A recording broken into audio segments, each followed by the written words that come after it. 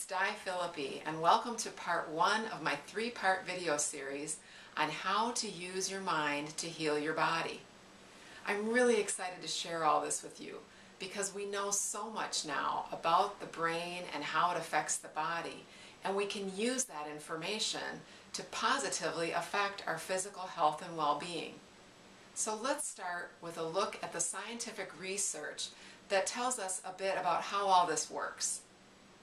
There's lots of research being done at Yale University about this. They did one study that followed two groups of people over a period of 10 years. They were wanting to know which people would be healthy 10 years later and which would be not so healthy. And what they found is that the people who were healthy 10 years later all had one thing in common. And it's fascinating. They were the ones who thought they'd be healthy 10 years later. They thought they'd be healthy 10 years later, and they were in fact healthier 10 years later. There's lots of other research also at Yale with older people and their thoughts and beliefs about aging. And what they found is that those with positive thoughts about aging actually lived 7.5 years longer and were 44% more likely to overcome a bout of disability, whereas those with negative thoughts were more likely to have memory loss, poor physical functioning, and impaired cardiovascular response to stress, which led to more stress-related illnesses. And there's so much similar research. Dr. Joan Borisenko reported on multiple studies showing how the mind and the thoughts you think have a direct effect on your immune system and your heart health. And we also know so much now about the brain and how it works. We know now that the mind cannot tell the difference between an experience that is vividly imagined and an experience that is actually happening in reality. So both athletes and NASA scientists have been studied, and they sit in a comfortable chair and are asked to visualize in great detail their next competition or their next mission.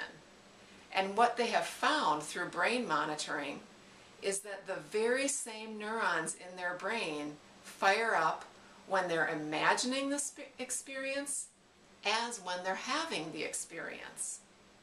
And the muscles that are used during that experience were actually activated even when they were just doing the visualization. We also know a lot about how the neural pathways in the brain form our thoughts.